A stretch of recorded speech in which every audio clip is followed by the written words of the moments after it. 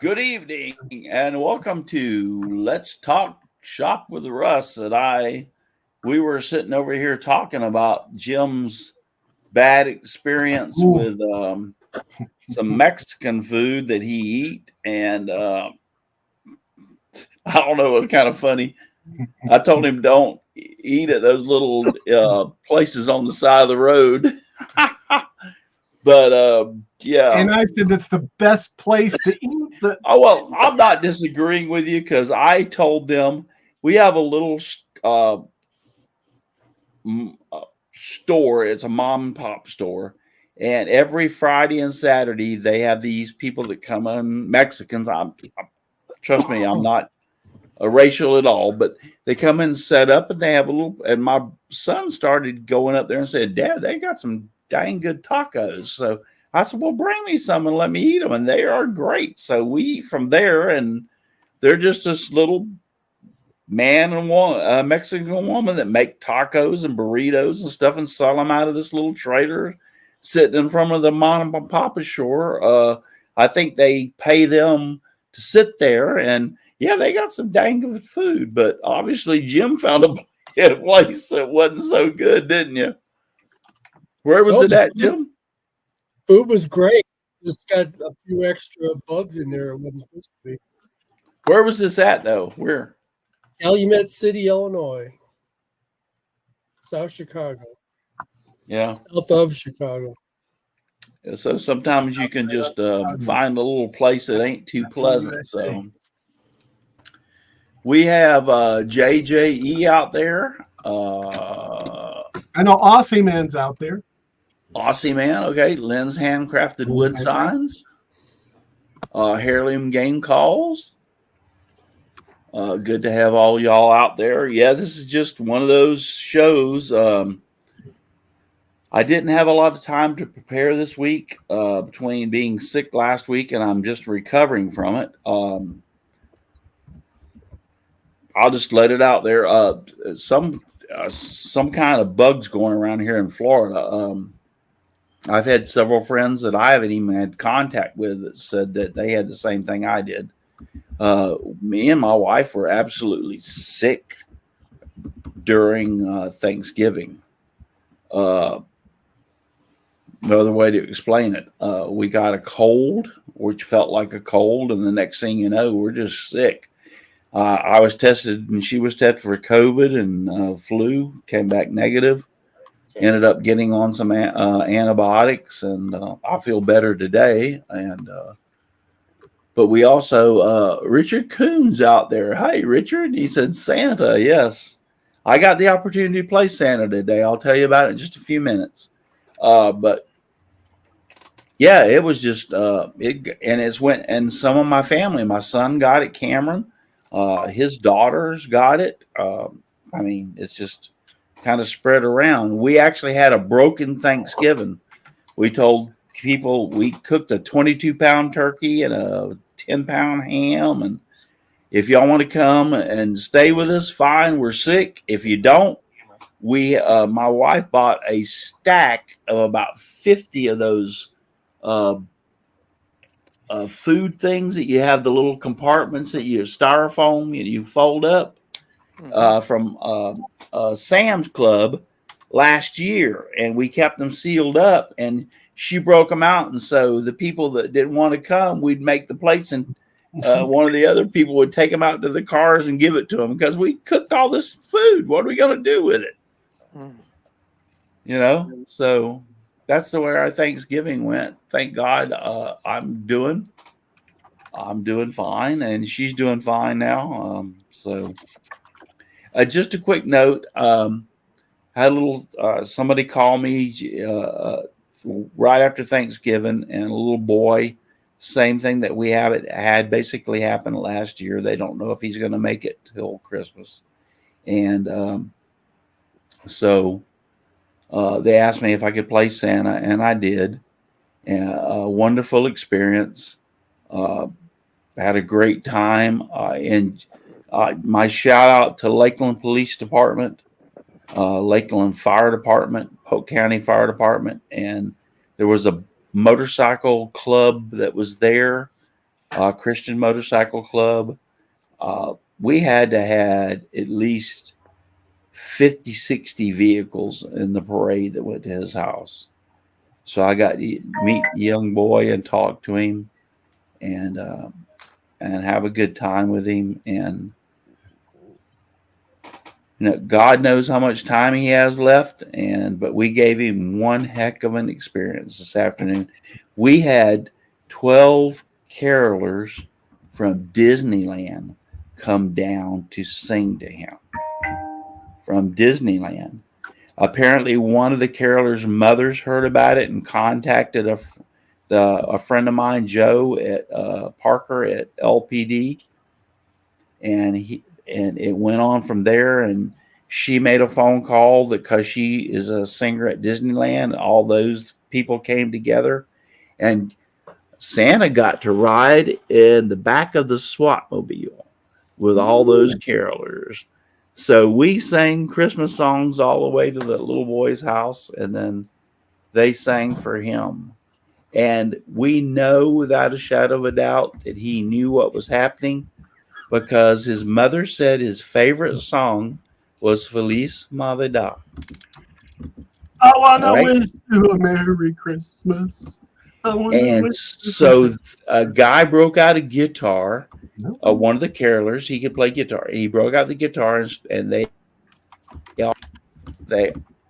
well, I got to listen through the speakers now. Why? Can you hear me? Yeah. Yes. Yeah, my headset went dead. Let me get this turned up where I can hear it. Okay, it's maximum. Anyway, they broke out singing that song. Well, he had reactions, but according to his mother, he cannot control himself, so to speak. But when they started singing that song, he immediately went into a rock back and forth with the beat of the music in his wheelchair the whole time they sang that song. So I knew in a moment that we may not understand his ways of communication, but he absolutely knew what was going on. It's called being in the groove. Yeah, and he loved the song. I mean, it was the most cherished moment that he knew without a shadow of a doubt. He knew I was there. He knew who I was at portraying as who I was as Santa Claus. But when the song was played, you knew without a shadow of a doubt that he knew, he was aware. This is what I'm trying to get through. So, I got to get Jim back in here. So he knew what was going on, what was aware. But very good time, very good time. I do a lot of these, and I thank God that I'm able to do it. And given the privilege of doing it, to bring a little cheer and happiness to some of these children and people. So last year I did a nursing home, and it was as Santa, and they loved it. They absolutely loved it. These old people saying, "Hey Santa, hey Santa," and you're going like, "Yeah, I'm not real," but the expression was fantastic. So, that being said, let's get out of this situation. And Donna, tell us where we can find you. Donna Presley, Donna's Wooden Art, Donna's Embroidery Plus, YouTube, Facebook. That's about all right now, but you can always message me. I will respond. Yes, she will. She's helped me out a bunch. Donald. I'm Donald Matthews from Donald Vlogs and Files the Wood Shop. Find me on YouTube, Instagram, and Twitter, or X, whatever it is now. And I got a website called rednecknohell.com. Al. Oh, yeah, I'm third. Kilroy 79763, 2 p.m. Sunday on Twitch, also on YouTube. Just look for Kilroy 79763.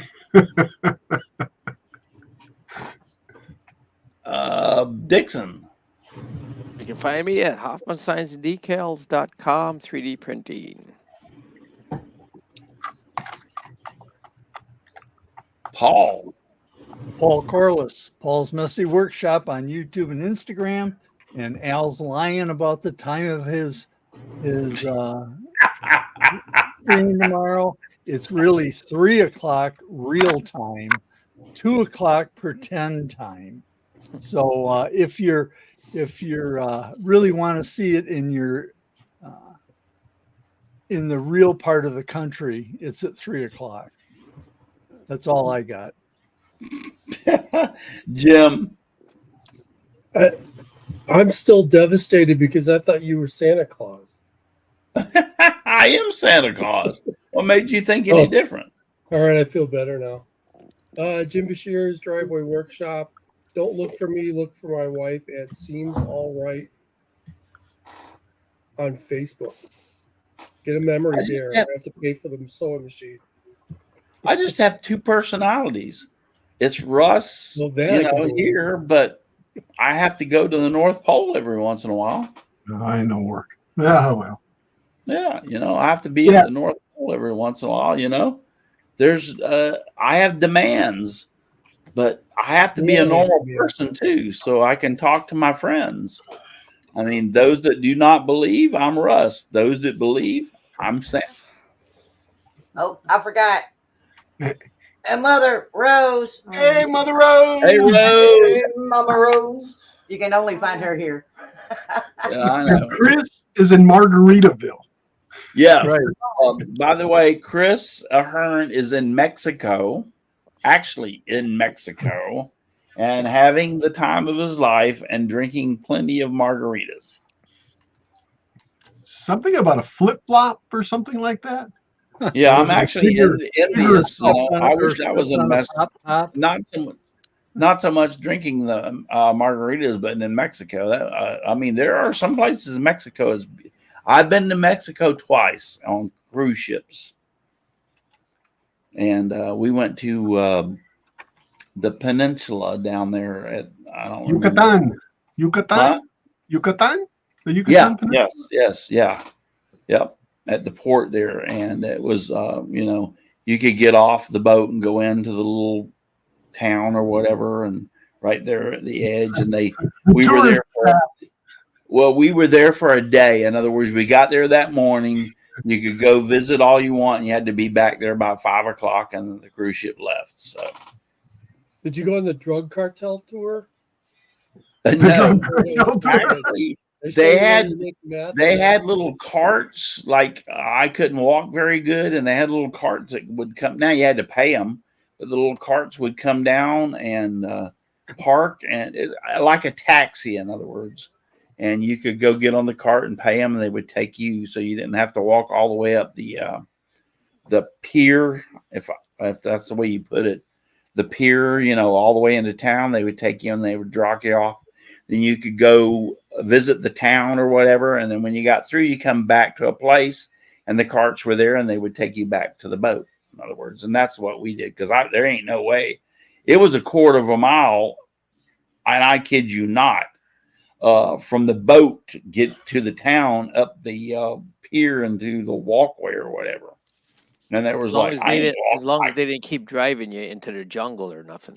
Yeah, that's the meth tour, man. Yeah, where the Chupacabra is that? What's his name? The Chupacabra. Yeah, Chupacabra. That would. Yeah, as long as they didn't take me to get to the Chupacabra, I was all right. And Jim, beautiful. Mexico has beautiful country. Yeah, very beautiful.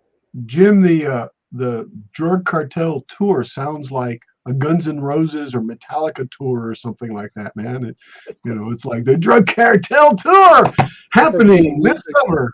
That's where you. All right. Anything new in y'all's that you want to talk about that's new in your shop? I mean, Donna, you have anything new? What's going on? Yes, actually, we just got a new industrial sewing machine for Mother because she's gonna make a quilt. So I got rid of one of my sergers, and we used that to get her an industrial sewing machine. So what does it? What do you use it for? Well, I can use it on the math packs. We can use it on. She's gonna use it to make some quilts on. Oh, quilts. Okay. Mm-hmm. Now, so you're saying that when you say industrial, so will it sew through leather? Yes. Wow. Fingers, Yeah, that's what leather, I want. anything. Yeah, that's pretty cool. And what else is going on in your shop? Making all kinds of math packs for the Christmas for the kids, and I actually got another order for Toyota where I got to do some shirts and stuff for them, and an order for a tote. Cool. So it's actually starting to pick up a little bit. Only took 10 years. Oh, trust me. I understand what you're talking about because I do too. it seems like every time you start something and get into it, everybody and his brother's doing it. Right. Yep. When I started the sublimation, I never heard of sublimation. Within 3 weeks of me buying the printer and starting to do stuff, everybody and his brother's buying print. Oh, I'm doing sublimation. I'm doing sublimation over here. And I was like, you're kidding me. And it's everybody in your area decided all of a sudden, hey, let's do this. Yeah. So, well, I got something to tell you about before we get off the show that I made a decision to do something that they ain't got. Donald, what's going on? Not much. Just got a few orders for some snowmen and all that stuff I got to get out there and do. Plus, I'm going to make some toys for my grandson. So, nothing spectacularly new, but I need to get busy doing it.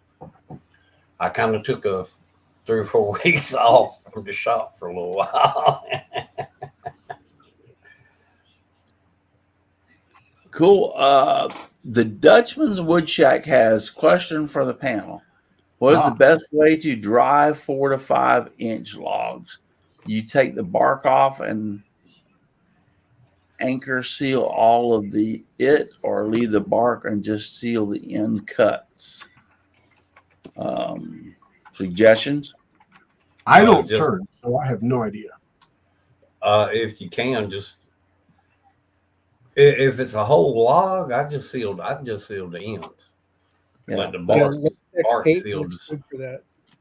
Yeah, that's what I would say.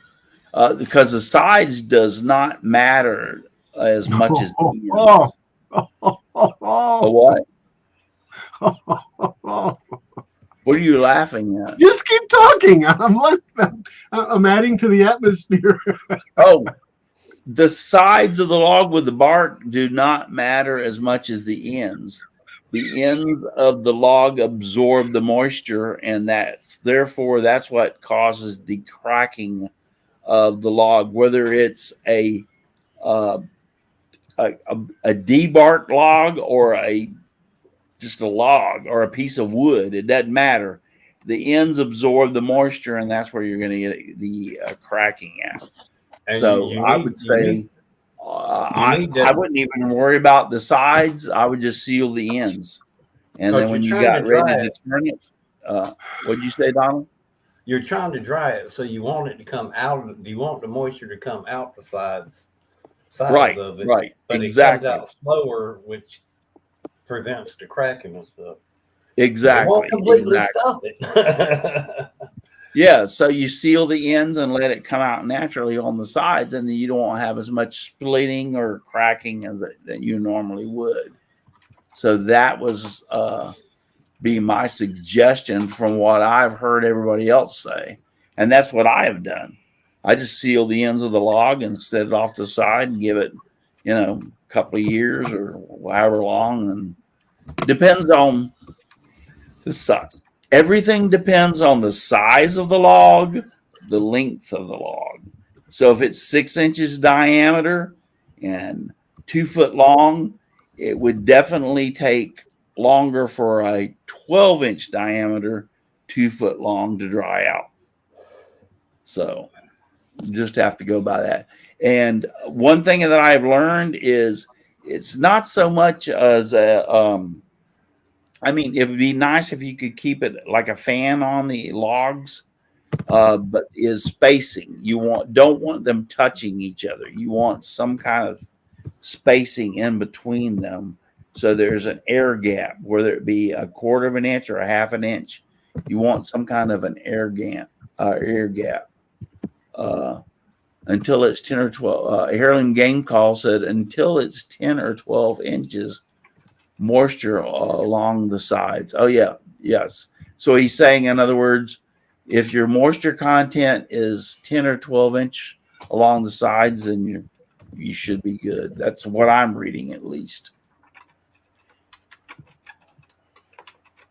Can y'all go back through and see if I'm correct on that?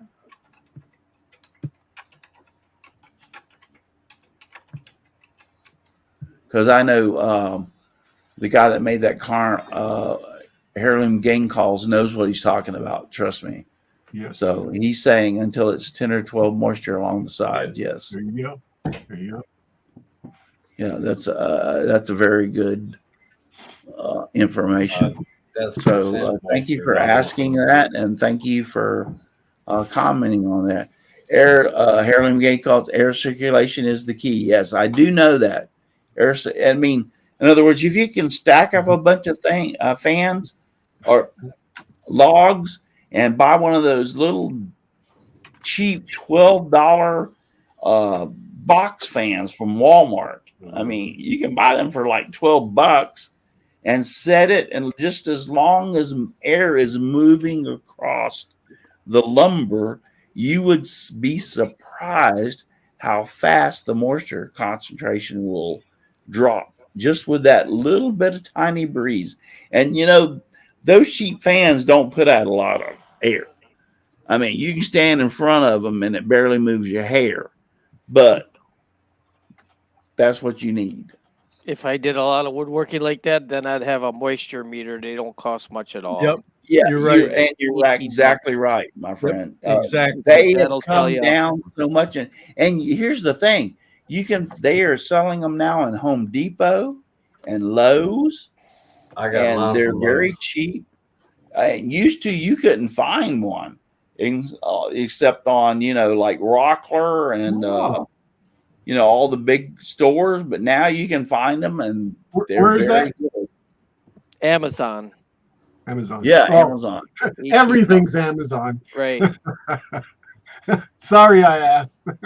Yeah, it all comes from China. It doesn't matter who you buy it from, except for Amazon. You can get it in a day and a half or a day. Sometimes, yeah, the time saving of me going and spending 4 hours trying to find it at 5 different stores. Yep. I may as well just order it, and it's here the next day sometimes. I mean, yeah. I have to say, let me explain something to you.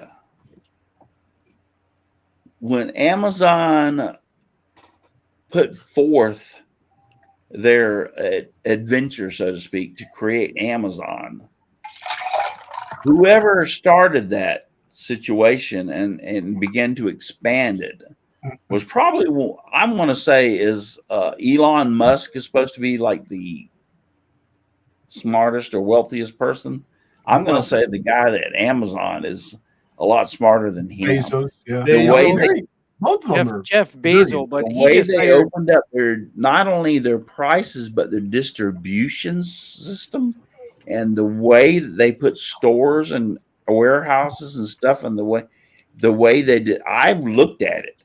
I've even pulled up, where are these Amazon warehouses at? It's all robotic. I've got one within 3 miles of me, and actually our airport, which is within 5 miles of me, opened up, and actually we have an Amazon warehouse, and an Amazon jets fly in and out dropping off stuff within 5 miles of me. I can sit there at night. Sometimes I'll wake up and I can hear, it's not loud, don't get me wrong, but I can hear those jets taking off from that airport 5 miles from me. So, and you guys know anybody can take a tour through a fulfillment center? Yeah. You just go on the Amazon website and smart person. And I think it was Al said, just order from Amazon, and within 24 hours it's here. I mean, sometimes it is. And guess what? It's cheaper. There's only, you know who's Amazon's biggest competitor is? Tell me if y'all know that. Walmart. Walmart. And by the Walmart way, is Amazon's biggest competitor. and by the way, this is a fact. I bought a pin nailer, and we discussed this at Harbor Freight, and I checked it on Amazon, and the very exact same brand that Harbor Freight sells was on Amazon, and it was $60 on Amazon and $30 at Harbor Freight. So you also have to compare. You also have to look. Yep. Okay, Yes, you I'm do. just saying. Not to get off the subject, but this last Black Friday they had, the last couple, the Thanksgiving one and the Christmas, they got a bunch of them. They made $3 billion more this year because they used AI, artificial intelligence. It went out and checked Target, Kmart, all their prices, and automatically adjusted their prices. And there's nothing illegal about it. It's not price fixing because there's no laws that can keep up with the internet. Right. No, They didn't get any of my money. Just using AI, they made that much more money this year using artificial Just think intelligence. how much more they'll make next year. Yeah, they went out. Well, Well, now I Walmart mean- and all of them are doing the same thing, but they And went the out. I want to tell you what the sad thing about this is. Really, the sad thing about this is they're putting the mom and pop and the Yeah. brick and mortar stores out Right. of business. Agree. But once they get total control, they're going to jack all the prices up. Well, I understand, and Problem. I don't doubt you any way, shape, or form, my friend. But the sad thing is Yep. that the mom and pop businesses, the things, the strive of America, what built America to be what it is, was the stores, the mom and pop stores, the corner store where you could go down and buy something. All those little stores are shrinking one by one by one by one. And Oh, that's mom and what's pop's sad already because about gone. You got the same Yeah. thing with Walmart and that, though. Yeah. All these, they're going to run the stores out of business. yeah, Target, if you look on the aspects, Target's at third or fourth as being the number contenders of it. It's Amazon, Walmart, and then I think there's one other, and then Target maybe third. I read it the other day, and I was You know, like, it's interesting. It's interesting on Amazon. If you look at a lot of the products, and you look at the shipping information, it'll say ships from Target or ships from Walmart. yes, And all they are is a go between Right. all these other stores and you. And Yeah, they're or gonna whatever make the company. profit. Yeah, whatever the Yeah. company. And I got a Yeah. wood drying question. just for information, my embroidery machine, my Janome, did not come from Amazon. I purchased it off of Amazon, but it came from a company that sells off of Amazon. Yep. So, in other words, I purchased it through Amazon, but it came from another company and was shipped from that company to my house. It was not. It actually came on FedEx. It didn't even come Oh, through your Amazon. favorite. Yeah, FedEx. Don't get me started.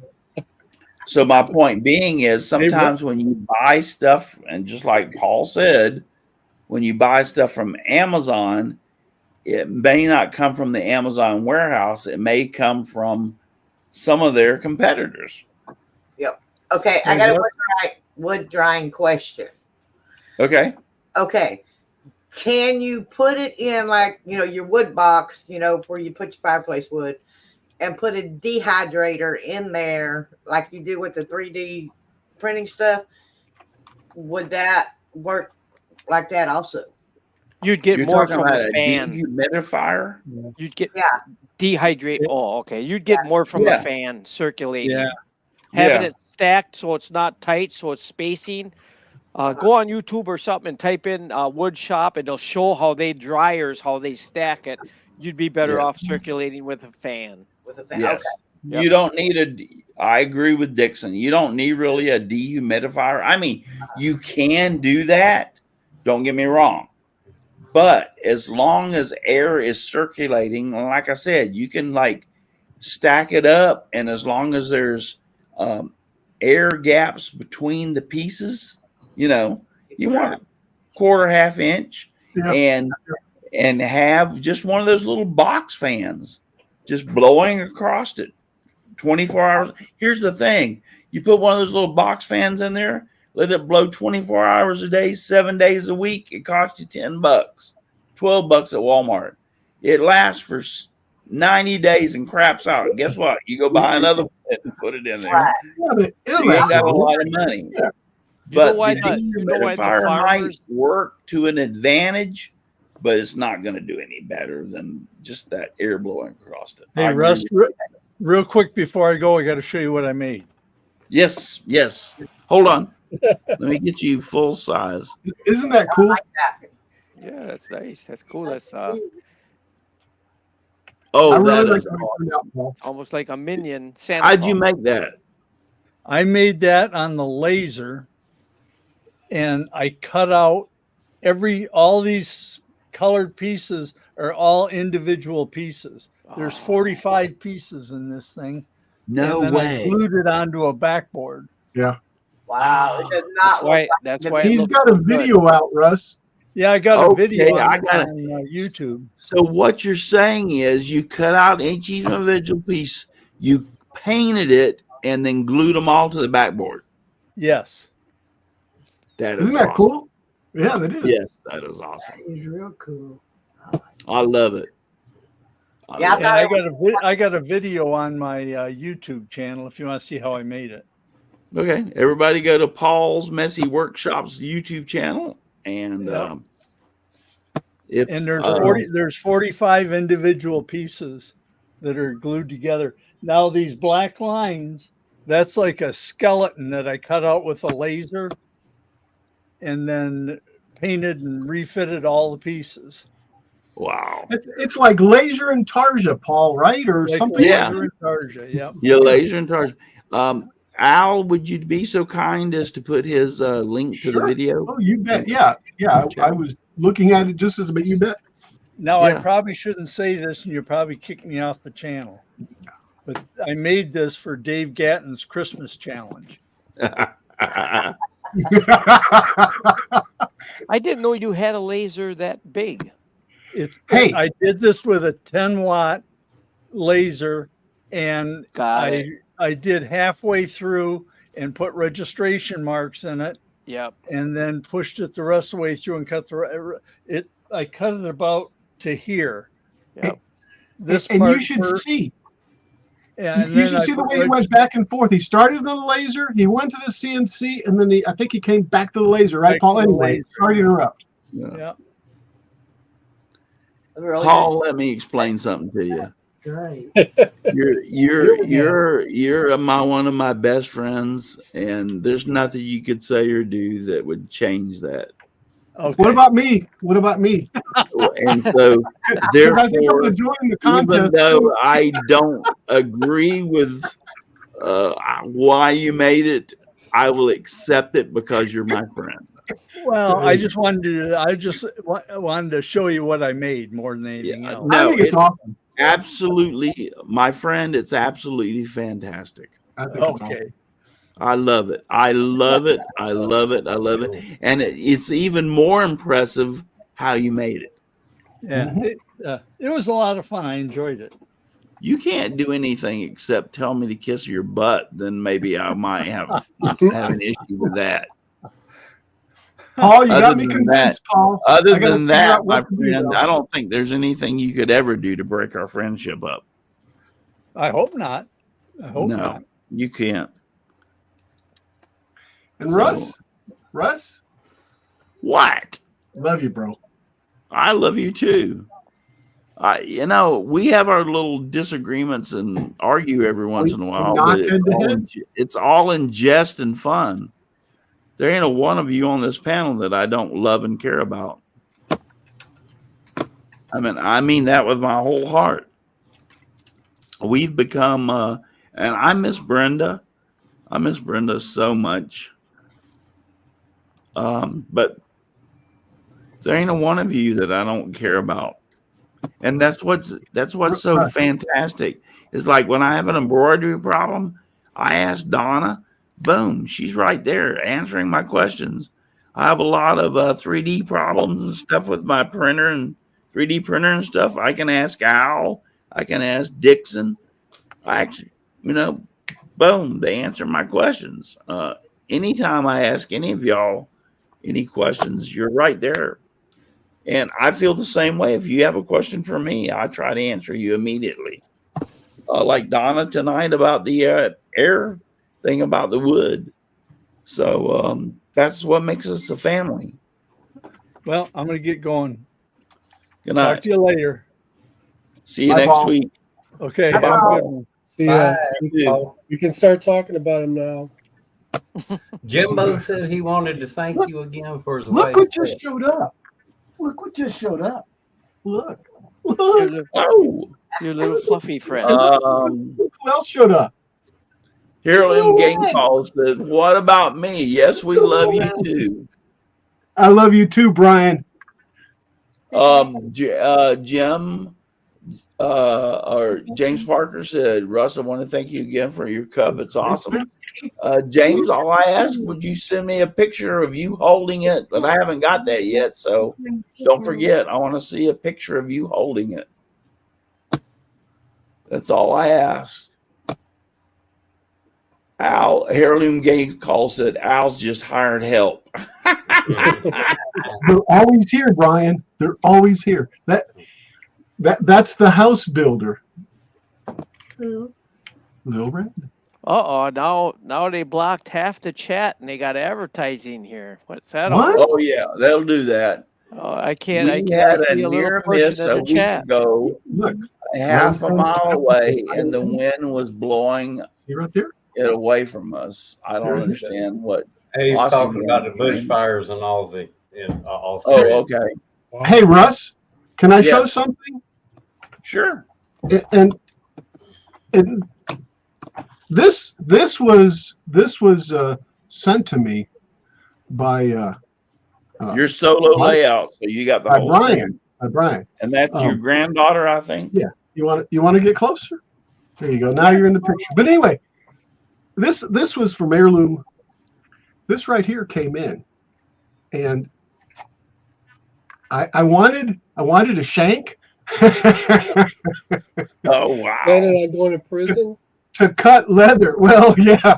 Oh, cutting leather. Okay. Lil Red's gonna sneak it in a cake, but I can't wait to use it. I'll probably use this tomorrow. It's like you could But, sneak it in a Thank you, Twinkie. Brian. I love it. I love it. Thank you very much. Let me ask you a question. Is it sharp? I haven't cut myself yet, so I don't know if it is or not, but it looks Well, sharp. take your thumb and rub it across the edge of it and see if it's Very sharp. sharp. Take one for the team. Jeez. Take your thumb and rub it across the edge and see if Or it's get a sharp. piece of paper. Let's see. Okay, let's see. Paper ain't nothing. You can feel if it's sharp. Okay, let me. Oh, look. Is that okay? Is that good enough for you? Is that good enough for you? There, it's sharp. It's sharp. It's Oh sharp. my God. Hey, come on. She done She's told holding a on can you. of paint. Hey, I Yeah. got busted by my granddaughter. No, how you can tell something is sharp. This is a pair of scissors. This Okay. is how you can tell if something is sharp. No, that's not the way you do it. Here, you take the blade and you put it on your thumb Yep. and you rub it across it. That's what I did. And you can tell real quick if it's sharp or not. Not real Trust hard. me, For I can everybody out there. feel the dullness or I can feel the sharpness of a knife blade or anything else. So that's Or you just can do it rub on your across the arm. edge. Or you can do it on your arm, and if the hair comes off, it's sharp. Yeah, if the hair comes off your arm, it's sharp. What if you ain't got no hair on your arm? You got Then hair. Got two handlebars sitting up there. Then you're Right. screwed. And you have to cut your thumb. Let's see. Yeah, the I believe paper it is. trick. The paper trick is a fraud. Hey, You can knowing take a Brian- dull knife and cut paper. it's sharp. Knowing Brian, it's sharp. Yeah. Right? Let me just say that. And he said, "You're welcome." Thank you. It's just now I got to get all the blood off of me. Okay, Tell your so wife, I'm trying different things in the I'll show up field there real pretty quick. soon. A little later. So I went from There sublimation. you are. I see a grandchild. This is Lucas, little Lucas. Hey, Lucas. Hey, Live How long you and doing, prosper, Lucas? Lucas. Hey, Lucas. Oh, yeah, he leaves. Not What'd you leave man. I'm getting out of here. Lucas, I call him Lucas the chick magnet. I know. What did he leave so quick for? There I guess wasn't he no was giving me a hug good night. They're going to Sorry, sleep over Donna. in the living room. Anyway, so I started sublimation, and everybody and his brother, you know, this is sublimation. You can put your image on a cup or whatever. Come here. But then I found out about DTF. Wave. Oh, there's another one. Little Allison. Hi. Say hi. Say hi. Hi, how you doing? Nice to see you. Santa said, "Ho, ho, ho, Merry Christmas." This is my little engineer. Only 6, and she runs my trains like a professional. Oh, great. That's Cool. fantastic. Oh, man. It's a pretty little hat Here. she's got on. Little ears that she puts them. Well, I was trying to couldn't do a believe it. solo layout, but she walked put them out. over her eyes to sleep, and I said to my daughter, "She does that. Yeah, she sleeps good then." Oh, A yeah. mask. Oh, yeah. I've heard of that you put Yeah. things over your eyes so you can't see anything, and that it helps you sleep better. Yeah, she sleeps. Anyway, sublimation is that you put it on a piece of print, but the problem with sublimation is, for instance, a shirt. The shirt has to be at least 65% polyester. It loves polyester. It don't like cotton. So the more polyester, if it's 80% polyester, boom, you get a better print. If it's 90% polyester, boom, you get a better print. If it's less than 65, the color does not come out. So you're stuck to buying things that are designed for sublimation. For instance, 20-ounce And don't tumbler. forget the number 1 rule with sublimation: print it in reverse. Yes, Mirror it. I've done a few. I made a few of those mistakes. It's almost like they purposely made it so you had to buy their products. Yes, Donald, in a way, you're right. Everything that you want to sublimate has to be a sublimated product, or you have to buy it. Like for shirts, once again, it has to be 65% or more. The more polyester, the better color you're going to get out of the print. Yeah, there was So if I took a shirt that was 65% polyester and sublimated on, and I took a shirt that was 85% polyester, the 85% polyester is going to look better. It's going to have more vibrance in the color. It's going to have more detail. Everything is going to be better. The more polyester, 100% would be like, oh yeah, off the chart. You're going to get great. But yes, Donald, you're right. They're forcing you to buy the sublimation. Unless you're smart. Unless you're really smart and you can figure this out like I did. These are mugs from Dollar Tree. Yeah, there's certain hacks that you can use. Yes, I agree.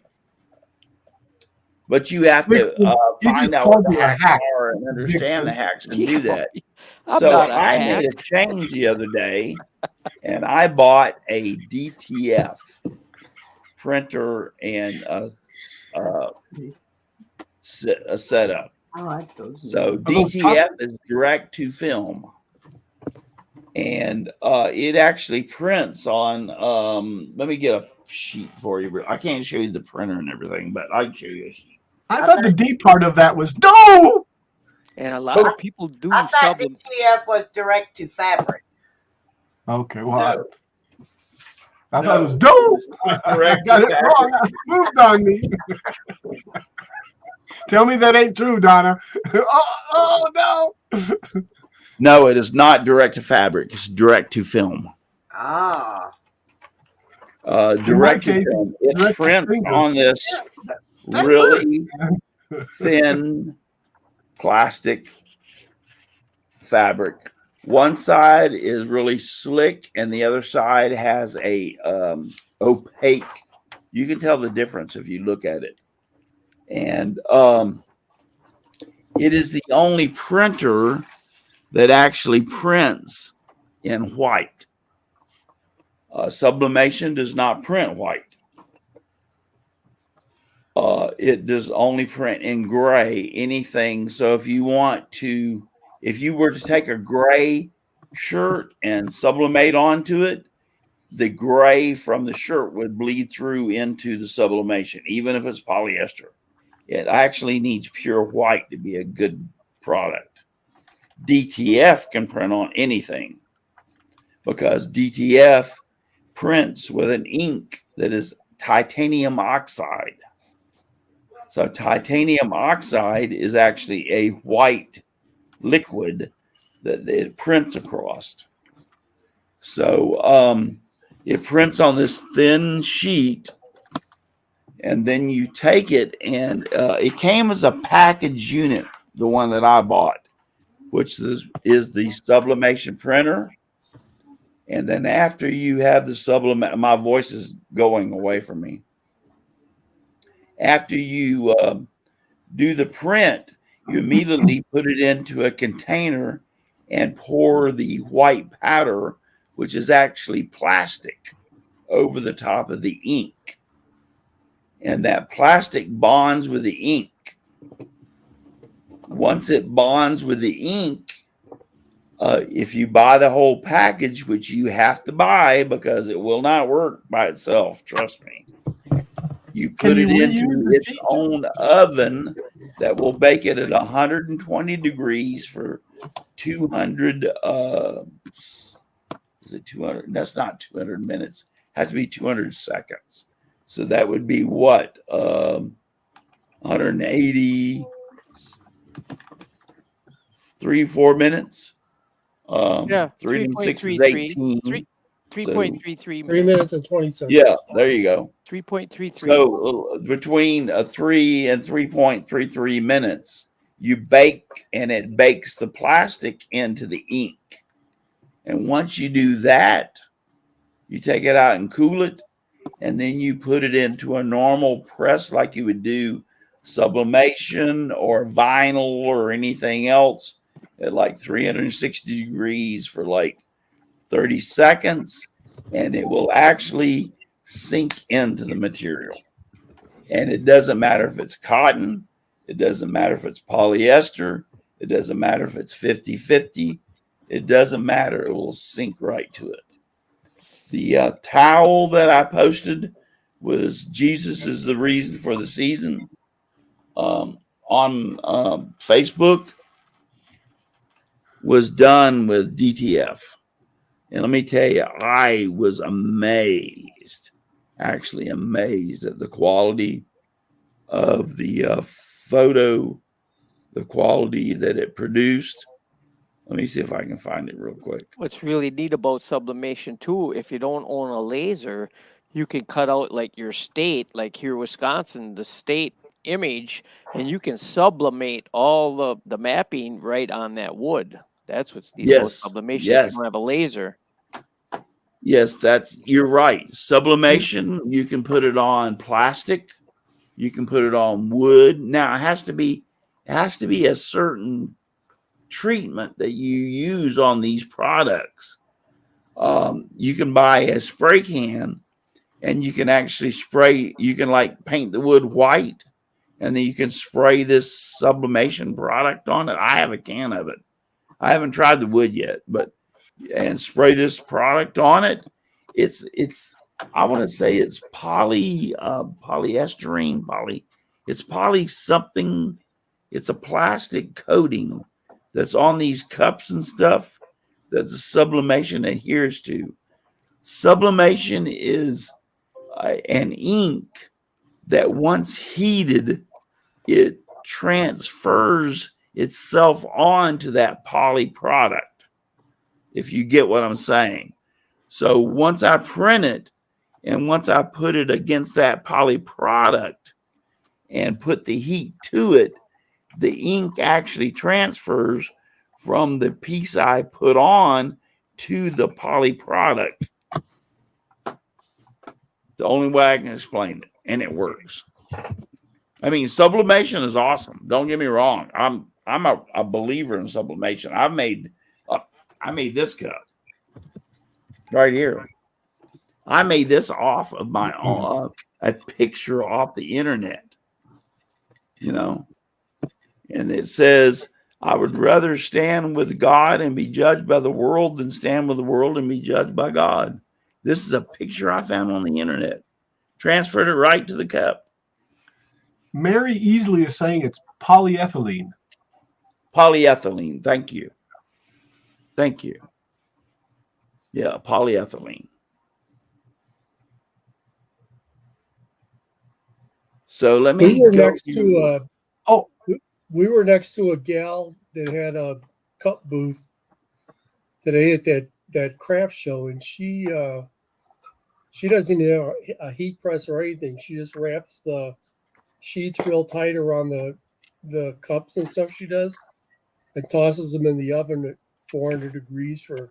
Yes, it's a heat shrink material. Heat shrink. Yep. Yes. Yeah, she said she's got the heat. They have. There's two ways of doing sublimation. One is with actually, I have a what you would call a cup press, where you put the sublimation on the cup and then put it in, and then you pull a lever and it closes and it puts pressure on it.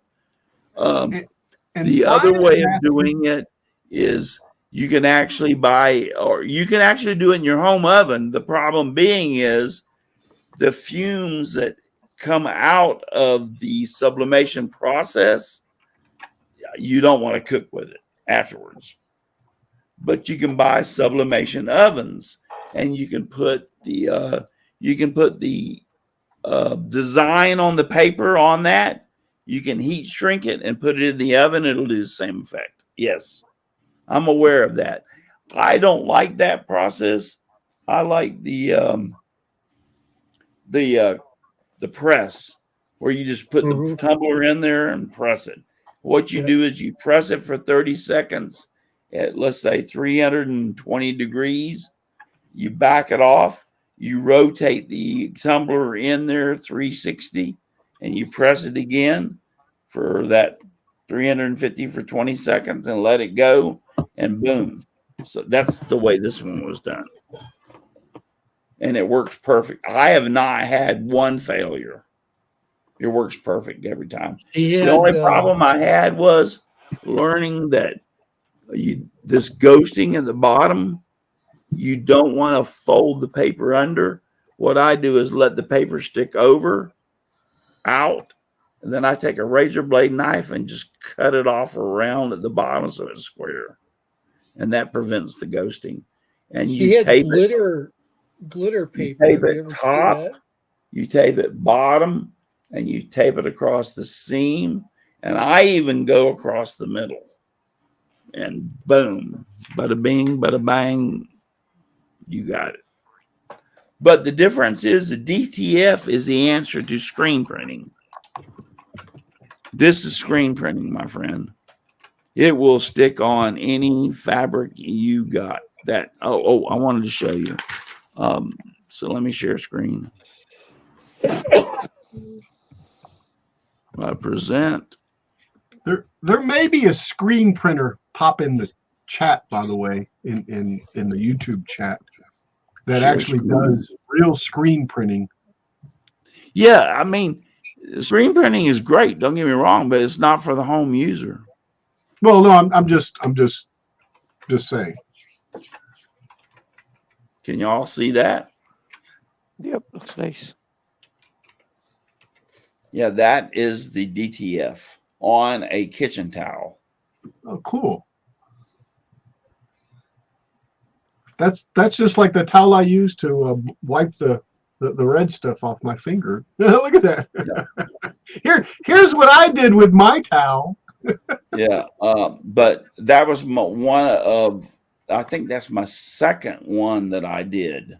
and I decided, y'all have seen my embroidery towels that I have done, and I decided to do it with the DTF with that, and it went on there perfectly, no problems. I mean, I can take my finger and try to dig into it, which I have done, to see if it was going to release. It's embedded in the product. And once again, you can do 100% cotton. You can do 50-50. You can do polyester. You can do whatever you want. It will stick to it. Russ, I did a little sublimation on Lil Red. If you want to look at it. It's Yeah, give me a second. Here.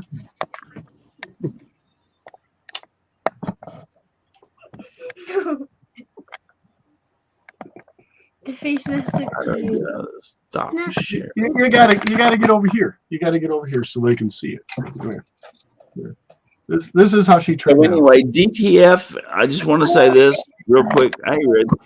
DTF is the wave of the future. It is taking over screen printing. I have read multiple things about it, and it's something you can do at home. It's becoming the wave of the future. It's going to outpass sublimation before it's over with. So, what do you have, Red? She sublimated her face. It's a face. I like it. She looks like something out of The Mummy or something like that. Look at that. How'd you do that? Did you stick that stuff to your face? What is that, paper or what? It's a face mask of some kind.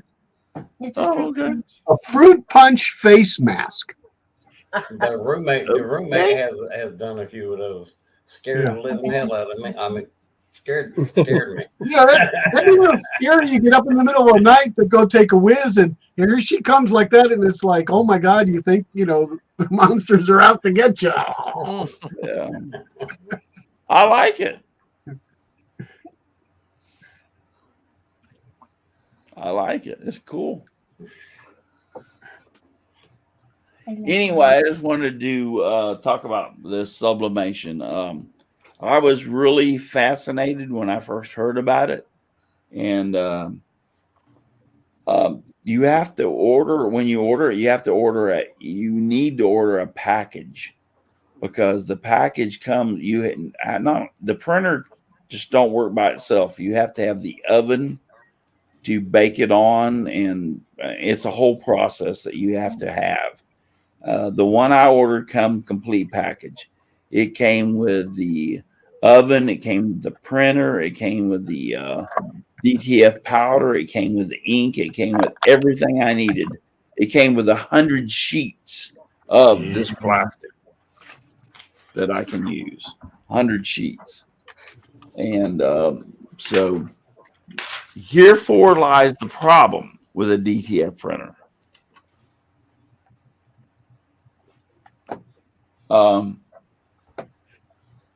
First off, the white ink contains titanium oxide. So therefore, it needs to be recirculated throughout all the time. You must print something at least once a day. If you don't, it can get a problem with your heads, or print heads, I should say. The red, magenta, the blue, whatever, all the other colors don't matter. The white is titanium oxide. It's a bad thing for a printer because it wants to dry up quick. That's the reason. Hence, therefore, you must print something at least once a day. It was designed for printing, one right after another, right after another. So if you don't do that, you could have problems. I print at least 2 times a day and still do a head cleaning before I print. because if I don't, I have noticed that I have a problem with the white on that. So therefore, it's designed to, once again, print. That's what it's designed to do. It's a production printer. And let me tell you, the quality of the prints, I've printed 2 or 3 other things, are absolutely outstanding. If you got a good translucent PNG, the prints are beautiful. I'm talking about the colors, the vibrance, everything is like fantastic. I couldn't explain more than what it is, but you have to use it. The good thing about it is people will buy your prints because if they have a heat press, they buy your prints. They can put it on any shirt they have. So they just buy your prints, use your print, put it on a heat press, and make a shirt. So that gives you in production, so you can do more and more. The second good thing about it is you can print prints 2 or 3 times a day to keep your printer working, and they are good. Once you bake them and let them cool, you can put them in a file folder. They will last for a year. So if somebody asks you, do you have a Mickey Mouse that I could buy or to print? You can say, yeah, I got a Mickey Mouse right over here, and send the copy of the print. Oh, I like that one. I want to buy that one. So get what I'm saying? You can store them and keep printing and sell them and you don't have, and keep your printer running. So therefore it won't go bad, so to speak. But So once you use it, it's used, right? You can't reuse it. Right. Yeah. Once you use it on one shirt, it's the same as sublimation. It's used. One shot. You print the sheet and you can store it, and then you can pull it out when you need it. Yes, one shot after that to put it on a shirt. Yeah. But it will last. It will last. I mean, you just print prints, and if you start selling shirts, you just keep on printing them to keep the printer used. You do not want to let it sit. That's a no-no. If it sits, and that's the whole point of printing it, is to, okay, let's print something every day. So or it'll dry up. Yeah, exactly. Yep. What's the cost of doing one print, Russ? $1, 10 cents, $5? I mean, I don't think it's would say realistically, probably in the. I'm just getting started on this, but looking at it, I would say probably the realistic part for me to print it is probably $2. $2, yeah, because you got to take into account the ink, right, and or the material anyway, and the actual sheet. So, I'd say probably $2. Yeah, so the consumables is what I'm trying to say. Yeah, I would say realistic $2, but they go from $6 to $12 on the internet. Right. Oh yeah. Right. Yeah. Yep. In other words, I've seen that you can order these DTF prints. In other words, they're already printed. They'll send them to you. All you have to do is use the heat press.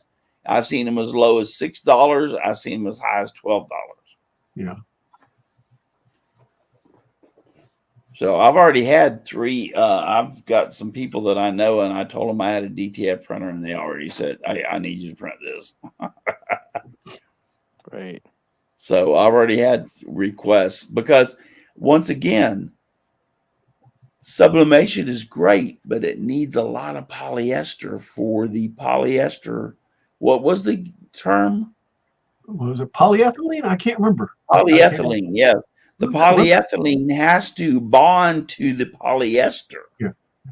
It will not bond to cotton. So if you have a 100% cotton shirt and you have a sublimation print, it will not bond to it. It needs polyester. The minimum is 65%. And let me tell you, at 65%, if you want vibrant colors, like a nice, brilliant red or whatever, at 65%, it's not going to happen. You need to get up there at 80% or above for the sublimation prints to really look nice. This is like 100% sublimation cup. And that's the reason you get these great details and colors. So on the same thing on a shirt, if the shirt is 80% polyester, you're going to get a good results, very good results. But if it's 50-50, the colors are going to be bland and not look good and just won't turn out. I love it. I love it. I love it. Aussie Man said, "Don't fillet any of my fish in my pond," which is this is from Australia. I love this picture. I live in the desert, so this is like in Australia. Yeah. No, I'm just trying to explain. I'm experimenting. I got into embroidery. I think I explained to y'all a while back my health as far as my heart, my lungs, my liver, everything is great, fantastic. I've had so many tests done on me. I'm going after the colonoscopy, which where'd Jim go? He's right there. He's right below you. Oh, Below you. I'm sorry. I thought when Paul left, he moved up there, and I forgot. Shuffled around. But anyway, He's down there in your colon. yeah. So anyway, my health is getting to with my Thanks, Kyle. with my spinal problems. As far as my walking and everything, I'm getting worse. So I want to be able to do things that I can be at home and create embroidery. I love embroidery. Embroidery is fascinating. And I have to say, Donna, as a child, my mom used to embroidery, hand embroidery and crochet. And I learned from my mom. My mom taught me how to crochet. I'm not embarrassed to say as a man that I've crocheted before. Hey, crochet is a form of CNC with thread. Yeah. So, but my point being is I've always been fascinated by embroidery. Actually, more than a lot of the other stuff. So, Mary keeps on tempting me to buy that machine. And I'm like, make it up over here. You can come and you can actually see it in action. I told her after the first of the year, I got to get over Christmas. We have 7 children, 15 grandchildren, 5 great grand. It cost us a ton of money on the Christmas side. Right. If she'll make me an offer after the first of the year, I might pick her up on it. But the Janome machine, once I figured out what the hell was wrong with it, I love embroidery. I mean, I'm fascinated. I sit there, I cross my arms and just sit there and watch it. I'm thinking like, this thing is so cool. It is a CNC machine. Trust me. It does the same thing a CNC machine other than it uses threads. That's all it does. But anyway, my point being is I'm trying to get involved in things if something happens where I'm limited to my mobility and I'm not thinking that's going to happen. I'm just preparing myself that I can do things at home to keep myself occupied. I told you to get out of that construction. I said, you're talking like a 30-year-old. Yeah, I know. But so therefore, when you think to yourself, why are you getting in 3D? Why are you getting the laser? Why are you getting this and this? Because I want to be able to do anything I want to do. If somebody walks up to me and says, can you laser this? I can go, yeah, no problem. I can do it. But I can keep myself occupied. And just in case. Now, am I looking forward to that happening? No. No. And I am anticipating happening? No. I hope that I spend the rest of my years being able to be just as mobile as anybody else. But am I preparing just in case? Hell yeah. I want to be able to wake up in the morning, put my feet on the floor, and know that I can go and do some of these things and keep myself occupied rather than just sit on my ass in front of a TV and watch Gunsmoke it today. That's why I got that machine. Am I wrong? No, you're right. Well, that's why we got this machine for Mother, because she can, you know, she's limited her mobility with the walker and the bad back and everything. Well, with this, she can come right in here and sit down and do that without a problem. The other stuff she can't go, and you know, it's hard for her to paint. She painted for years. It's hard to do that stuff. Well, she needed something else. Yeah, exactly. And she's productive. She can do something. She feels good about herself. She knows she come in the morning, she can make some backpacks for people. When you retire, you have to be very careful not to get addicted to that TV because it's just going to make your body fail. Yes, and I agree with that. All it Dixon. does. That all it that's does. the big problem with America is Yeah. they're sitting on their, excuse my French, ass and watching the TV, and it's getting too much of them.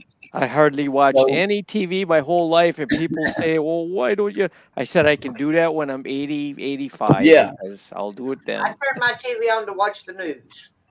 Yeah. Every once in a while, I feel like watching a movie. So when you wonder why I'm exploring all these avenues, that's the reason.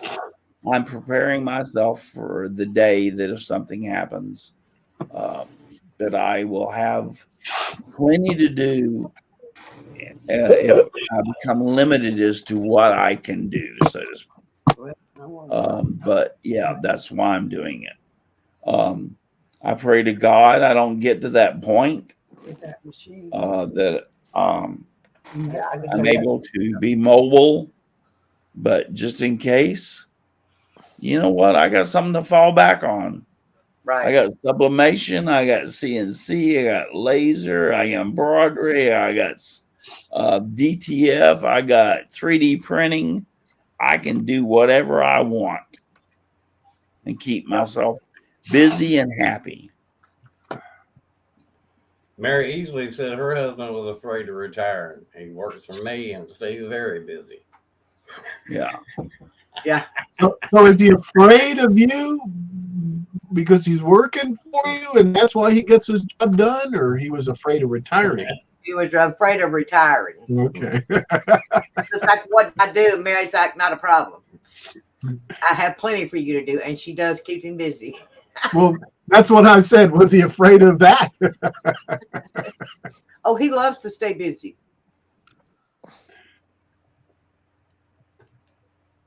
Rose, do you like your new machine? I haven't got to try it yet. She hasn't. showed me I haven't how had to- a I haven't had a use chance it. to show her yet because of all these map packs and stuff, trying to get them done. And I told her we'll get there. We'll get to where I make the time to show you how to, because I mean it's pretty much computerized. We got the one to where it does the lockdown stitch at the beginning and the end, so you don't have to reverse it and all that using her hands. It's like you just step on the pedal and push it through. You know, but she still needs to cut her pieces first. So that's her fault. Okay. Oh, because you put my stuff out in the shed. Oh, that's right. Yeah, I got to bring her stuff back in. It's out there. So it's still your fault, Donna. Yeah, that was my fault because we had to bring. No, that's Robbie's fault because he didn't bring it in. My Still not material- mine. my You ain't got no material- place to put it. That's your fault. Hey, Rose, if you need, I can drive up there to Alabama and whip her ass. Just let me know. Okay, come on. Dang. Good luck with Right that. on up under the bus. Come on, you can look, you can watch her. Yeah, Well, come on bless up. your heart, Rose. We love you. We love you too. Yes, we love you. We enjoy seeing you every week. It's your turn. We love to see you. There you go. Yeah, we enjoy seeing you every week. Well, I love to watch y'all every week. Yeah, Being here, yeah. enjoy it so much. Well, we enjoy seeing you a lot too. This is one big happy family. Trust me. Yeah, it is. Yeah, we miss Brenda. I miss her immensely. I enjoyed her for so many years, and we had such fun with her. I something popped up on my feed the other day about Brenda, and I literally, after I watched it, cried. Literally cried. So, but More cowbell. where'd Al go? More cowbell. Oh, I think we lost him. Oh yeah, I see Oh, him. We wow. lost him. I'll see if he pops back in. I'll give him a couple of minutes to see if he pops back in. If he don't, we're gonna get out of He here. was playing with his knife a while ago. He probably shanked himself. He might have cut. He might have cut the cord for his camera. Well, he was playing with it. It wouldn't have shocked me. Might have shocked him. Yeah, I'll give him a couple of more minutes before we say goodbye. Food ready. He's back in the studio, he says. Oh, there he is. And you might as well spend all your money on toys anyway. You're not taking it with you. There he is. Well, yes. I'm in a situation in my life that I own everything. My house is paid for. Every vehicle, everything is paid for. So therefore, when you say, "How the heck are you buying this?" Well, I own everything, so I don't have a house payment. I have water, electric, phone, land taxes, which is every year, the normal things that you have to pay every day. But as far as the only thing that I have that I owe money on, which is I found out was hurting my credit because I didn't own anything, is my side by side. Your truck, right? My side by side, the 4-wheeler that I ride around. Cruising okay, the 4-wheeler. side by side. Yep. Yeah, I bought that because it was actually hurting my credit because I didn't own anything. So my credit score dropped from in the 800s down to the high 700s, and I'm like, "What the hell's going on?" And they said, "Well, you don't own anything." And I said, "Okay." So that's a punishment. Yep. If you're considered a slacker because you own all your stuff, so you're considered a slacker. You need to get a bill. Yes. Yeah. So we went out and looked for side by sides, and I bought the Kawasaki Mule side by side. It cost me $18,000, I think it was. I paid for it, and within 30 or 60 days, my credit score went back up over the 800s. Right. Because I bought something, and I'm like, "You're kidding me, right?" Yeah. I just went in debt for $18,000 and my credit score went up. Yeah, that's the way the system works. We're in a commercial, and that's great. I mean, it's what makes America go round. So I just did it since it's a constant payment. I went through my bank account and did it as an automatic. What do you call pay? It will pay it automatically. Whatever they charge, it automatically comes out of my bank. Auto pay. It's just an auto pay. It's just auto pay. So I don't even worry about it. It just comes out of my bank account and it just pays it over and over and over. If you're not but paying it them brought any my interest, credit score you're back no up. use to So that's what I'm saying. When people say, "Well, how can you afford to buy this, or how can you afford to buy that, or how you can afford to buy this?" I owe nothing other than my electric and water and everything. I owe nothing. Everything I have, I owe nothing on, except for this side by side, the 4-wheeler. So, so therefore, I'm able to pretty much buy what I want within reason. I'm not going to go out and buy a $200,000, $300,000 Ferrari. Why not? Why not? If that's what you want, I mean, I'm not. That's the point, really. If that's well, what you if want. he ain't able to get around much, he probably ain't gonna be able to get in and out of it. Exactly. Let's put it this way. I have my limitations, Al. Okay. I mean, I'm not saying I couldn't buy it, but I have a lot of limitations. What is an old man like me going to do driving around Ferrari except attract women? Dude, I have You're a wife absolutely that right. is, I'm totally, I have my wife, which is I am totally satisfied with. So therefore, a Ferrari would not do me any good unless she wanted to ride around with me. So then that would make me happy. Len said you ought to buy him a new truck. No, I don't want a new truck. I want to keep. No, let's buy one for Len. Len wants you to buy him one. Yeah. So therefore, when you say, "Yeah, I'm buying a lot of toys," hell yeah, I can afford them. You know, I buy. I don't know how you get in your truck without a ladder anyway. What? I get my truck what? Without a I said, ladder? I don't know how you get in your truck without a ladder anyway. I couldn't believe how Probably big like that me, thing he can was. get up in something higher up like that than he can in a lower car. Exactly, my friend. I can put. It's got that bar across the side. I open the door, put my foot on it, and grab on the handrails and pull myself right into it. And my wife's Camaro, it's hard as hell to get in because it's so low. Yeah, well, you can fall into it. It's coming back up out of it that I have issues with. No. Brian's saying to grease up the doors and Russ squeeze right in there. Yep. Yeah, no, I love my truck. Well, It's if you own a Camaro, what you do is 2005 you dig a ditch, and then you can get in and out easy. You got to climb up to the Camaro. 2005 dig a ditch. Dodge Ram 3500 dually 4-wheel drive with a Cummins diesel. And my sons are all taking bids on when I pass away who gets it. And I told them, you're going to pry that son of a bitch out of my cold, dead hands. Because that's I call her Ethel. Yeah, that's my pride and joy. When I bought it brand new, it had 3 miles on it. 3 miles, literally. When I opened the door and looked in, there was 3 on the odometer. And that's because they had to back it off the truck and drive it into the parking lot so I could see it. I said, I want her, and I bought her.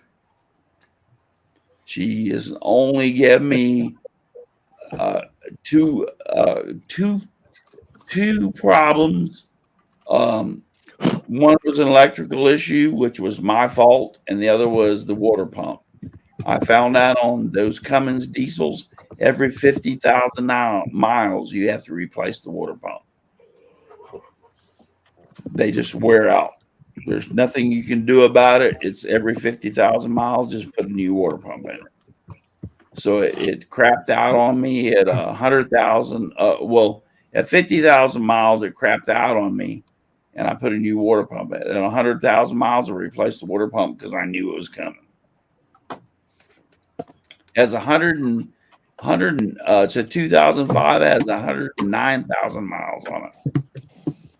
When I took it to the Dodge dealership, whenever it had the electrical problem, which was my fault, not the truck's fault, I put a camera in the back and I just cut the cord, but I took the fuse out of the fuse thing. Well, apparently during all those years, the fuse itself welded the 2 contacts together. So there, even though I pulled the fuse, it was still energized. And after years of wearing up and down, it grounded itself to the frame. They found that. So that was not the truck's fault. That was my idiot issue. So other than that, the only time it's ever failed me is the water pump. So when I went to trade it in, they said they give me $43,000. And I said, okay, the nearest truck out there that I like that would compare to my truck is $123,000. Yeah. Yep.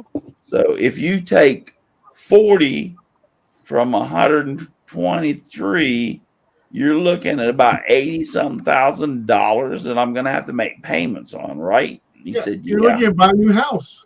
Well, And I said, do you realize how many engines and transmissions that I can put in that truck for $80,000? Exactly.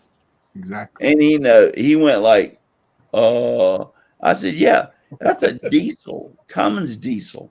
That thing will go 400,000 miles. I said, nah, you're going to pry that out of my cold dead hands. So yeah. No, Ethel's been good. She's like I said, I had the water pump go out on me. I was on the side of the road, and I did not know this at the time. It was literally about 60,000 miles. And then when I went back and researched it, when I replaced the water pump, and sure enough, it says for some reason the water pump is under extreme circumstances in that diesel engine. So therefore, about every 50,000 miles, you need to automatically replace it if you don't want a failure. And it's just a thing of that engine. I don't know why. I don't explain it. It's just under extreme pressure and extreme exertion. So now I've learned it's had 2 water pumps in it. It's 106,000 miles. So when it hits 150,000 miles, guess what I'm going to do? Replace the water pump. Right to the dealer. Yep. Just go ahead and do it. I'm not even going to argue or anything. Just replace the water pump and let's get it over with. And when you think about it, if everything else is running good and you ain't have no more problem with it than what you have, that's really not that bad. No, I've had brake issues. I mean, replace brakes. Yeah, I had to replace all the shocks. They wore out. It's over 100,000 miles. Wear and tear. I mean, yeah, just the normal stuff on anything that you would ever own. I religiously change the oil with Shell, the Dextron, whatever, for diesels every 5,000 miles. Actually, it's less than that. I just change it all the time. Yeah, diesel's supposed to only be changed every 5,000 miles, but usually what I do is I only put like 6,000 to 8,000 miles on that truck. So I just change it every January and every, I think it's July or June. January and June, I just change the oil. I don't even go by mileage. Just January, I change the oil, and June, I change the oil. It does, Al. It does, What? Al. You should see that. What's that? We got behind. We were driving behind him in the parking lot. And I'm just shaking my head.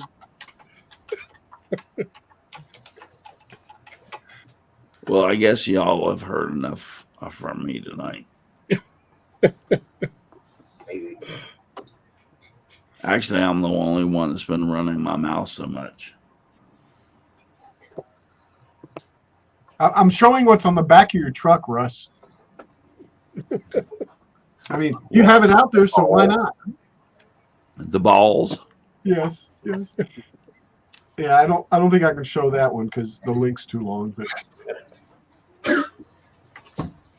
well, I thought you were going to show them a picture of the Otis. Okay. So my son's truck broke down, and he had to have his transmission fixed. He drives a Ford fixer repair daily. So anyway, he drove my truck for a week until his transmission who bailed out. yeah, Donna had to leave, I think. He's got a Christmas steak waiting for, or a birthday steak waiting for. Okay. So anyway, he drove my truck for a week. So he has my truck parked at his trailer at he runs a subdivision. I mean, they're building 300 houses in the subdivision. He is a superintendent. He has a trailer and a lot, air conditioning. That's his office. So his boss drives up, and my truck is parked there, with the balls hanging out from underneath the back.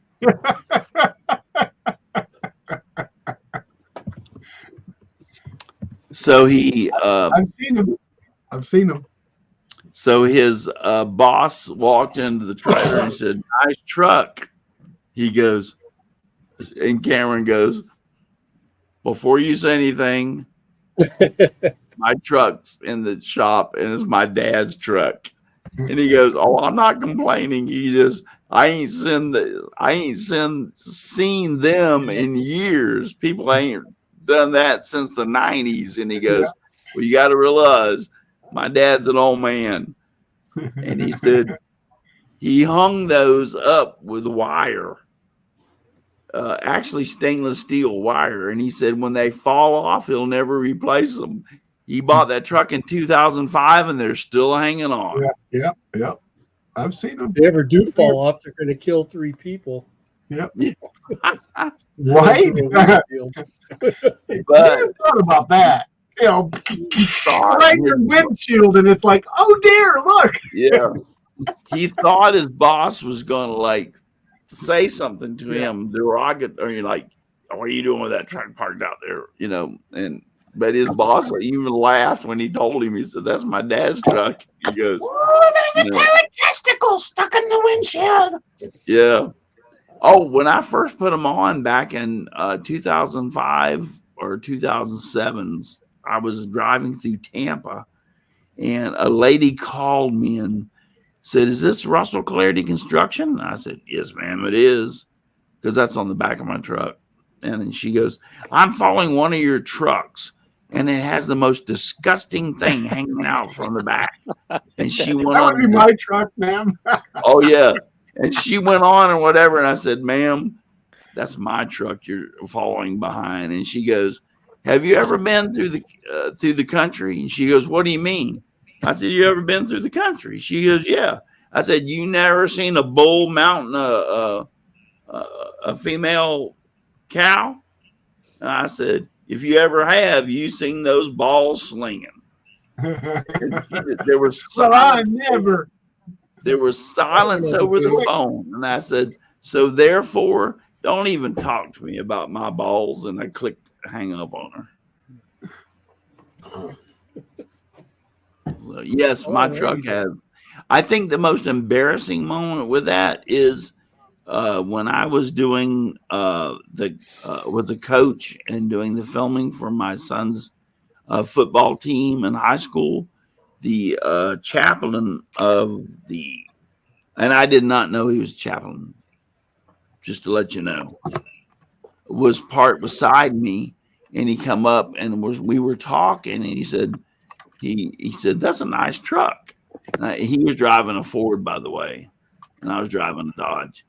He said, "You have a nice truck," and I said, "Thank you very much." And I looked over and I said, "Yeah, I see you're driving a Ford." And he said, "Yes, I am." And I said, "You know what the difference is?" And he said, "No, what is it?" And I said, "Mine has balls and yours don't." Which my truck had the hanging balls. So when we went in and started introducing ourselves in the coach meeting, I found out he was the chaplain. Would have been good to know ahead of time. Mm-hmm. So I said to myself, "Oops." But was I lying? No, my truck had balls and his didn't. But I didn't think that was the opportune moment to say that to a chaplain. Yeah, probably not. Yeah. I'm not sure there's ever an opportune moment to say that to a chaplain. Yeah. Well, anyway, I went up and said, "I'm sorry." And he started laughing. He said, "You have no apologies to make." You know, he was very kind and gracious about it. And we became friends. I found out his son that had, my son was a Marine and his son was a Marine, and his son got killed in Afghanistan. So, but yeah, we became friends after that. We really did become friends after that. I talked to him all the time. So, but I never will forget that my truck has balls and yours don't. Well, I think it's about time we get out of here. I think most people have already left us because they're tired of our stupid chat. Shenanigans. Yeah, shenanigans. Or the handle's frozen. Good to see y'all, guys, and good to see all of you that were out in the chat. I'm sorry that I couldn't produce a better show than this, but I'm sure it was good for everyone that's here to be here too. Yeah, anyone that cares about us and wants to just talk. And I'm sorry, I've been one to neglect, and I was hoping that y'all would help with the chat. I've been one to neglect the chat to God tonight. If anyone would like to come on the show as a guest, we'd love to have you. We're looking for people to show their stuff off. You know, I mean, anything. Not their balls. Dr. Russ. Did I hear crickets? Yeah, I did say that, didn't you, Donald?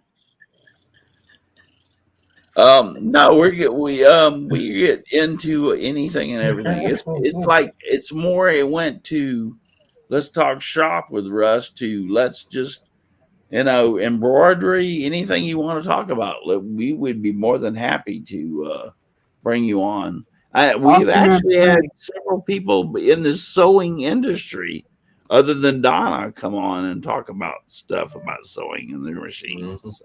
Aussie man saying, "Sing it, Russ." Yeah.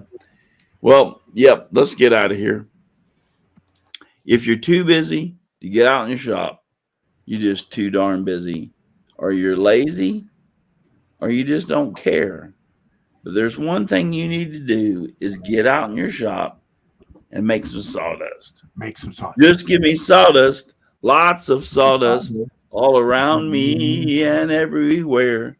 I like it flying all around my shop and even in my beard and hair.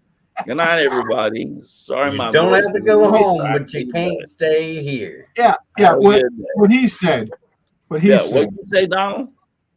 You don't have to go home, but you can't stay here. That's it. Chris would say they don't want you there either. Can't stay here, and they don't want you at home. Yeah. Or in Mexico. Your life must be boring. That's all I got.